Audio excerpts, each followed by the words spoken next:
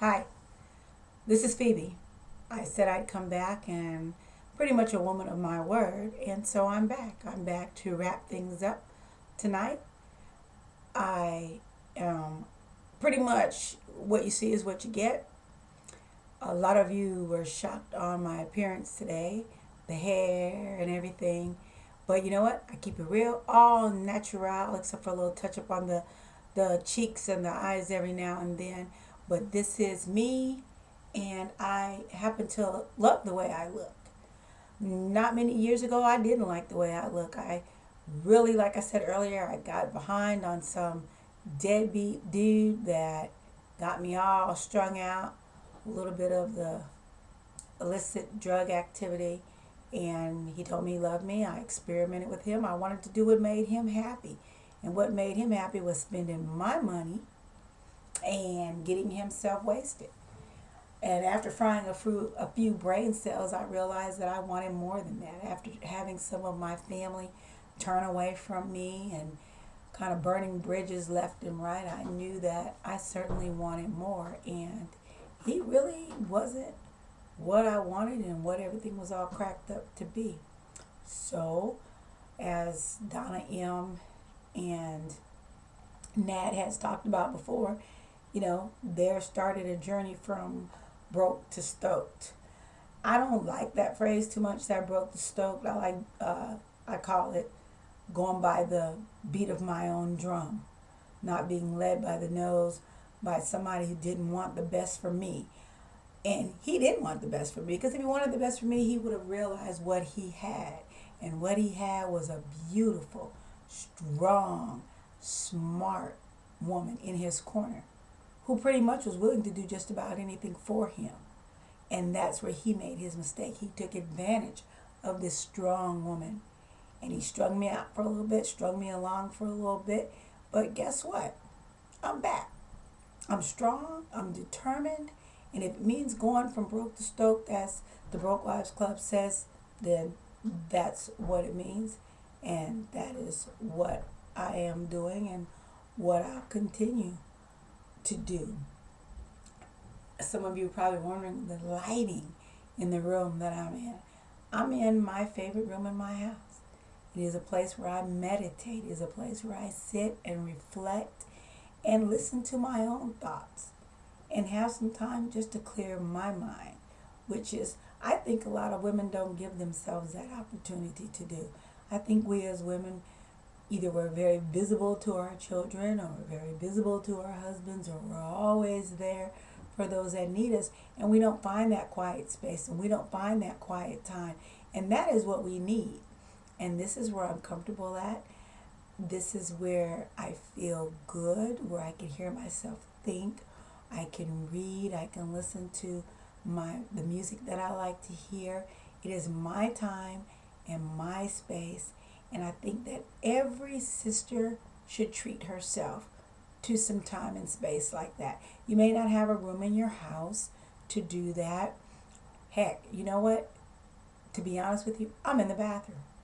I'm in my bathroom. I have these lights rigged up in my bathroom, and this is the bathroom on my side of the house, and this is where I feel comfortable.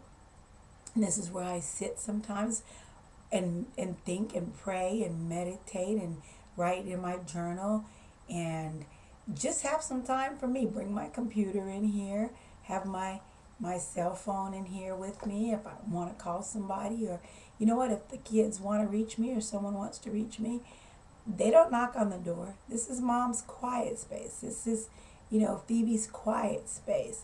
And so they can reach me by phone. And if I choose to answer it, then I will answer it. If I choose not to answer it, then it'll ring and it'll click over to voicemail, and I'll see you on the down low. That's how Phoebe rolls. Phoebe also doesn't like when I don't get the support that I give out. And I think with my guy friend, that's where he made his big problem at, is that I supported him. I gave him all my time. All my time. And I didn't have time for me. And sisters, when you don't have time for you, you burn out. And I burned out. And I did. And I believe really that one of the things that we don't take time to get to know who we are. You know, we go by someone else's definition of who we should be. And then we go and we fall in that victim trap when things don't work out, when people try to get us to do things and it doesn't work out that the way that they thought. And the first thing they give you is that look that, oh, she should have done something else. If I were her, I would have done this. Or, you know, if she hadn't messed around with that guy, you know, the guy that took her through all that crap. You know, you get behind each other and you whisper and you backbite. You know what? That's so not cool. I am responsible for everything that has happened in my life. I take full responsibility. Like I said earlier, I'm not a victim. I'm not a victim. I refuse to be a victim. Yes, I had my pity party when all the crap went down and I ended up behind bars. Okay, let's just say it. I ended up behind bars because I did something I wasn't supposed to do, falling behind this guy who told me he loved me, he would do everything for me if I just did this thing for him, and I ended up behind bars. Okay, so get that out of the way. But that was no one's choice but my own. I had the ability, I had the power to say no. Sisters, we have to use our power. We have to empower ourselves. And once we're empowered, we need to empower another sister. We need to teach our daughters to have the strength to say no. We need to teach our daughters to respect themselves and to not just fall by the wayside and give it all to someone who isn't worth the ground that we walk on. And that's just the truth. Do I regret the things that I've done, the time that I spent in jail, the heartache that was, put out for this guy? Do I have regrets? I have to honestly say no, because those things that happened to me, they shaped me, they molded me, and they made me tough, and they made me where I don't have to depend on a man to validate who I am. I don't have to have a guy tell me, oh, I'm pretty or I'm beautiful. I know I am pretty. I know I am beautiful. I know who I am. And the downward spiral that you will find other women talking about in these interviews, and I know them all very well, the downward spiral, or the thing that got them to where they were broke, those are the things that they deal with. And my message to them is the same thing as the message that I have for each and every sister within the sound of my voice. You don't have to be a victim. You don't have to have those people whisper behind you and feel bad. You know what? If they didn't talk about me, then I guess I'd worry. Talk about me because I'm someone worth talking about. And if it's bad mouthing or yik yakking about what I did or where I've been, then shame on them, because that is them. That is the turncoat in them. They are turning. They are not progressing. Me, on the other hand, I choose to progress. I choose to advance. I choose to learn from my mistakes. And I choose to shift my attitude. And that's what this is all about. Shifting our attitudes and making the best of who we are, because we are all beautiful creatures.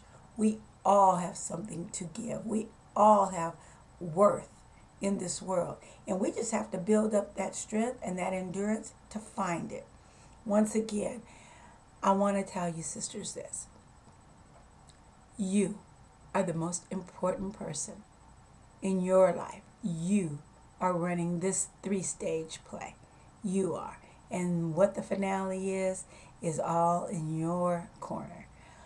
To Donna M and Siobhan and Nat and Ivy and all the other beautiful women you are going to meet, I salute you all. And I thank you all for this opportunity in sharing a little bit of me. You like it? You want to hear more? I have plenty more to tell you. I have drama that you could never imagine. If you want to hear more from me, I'll have a Facebook page up pretty soon. But in the meantime, leave your comments.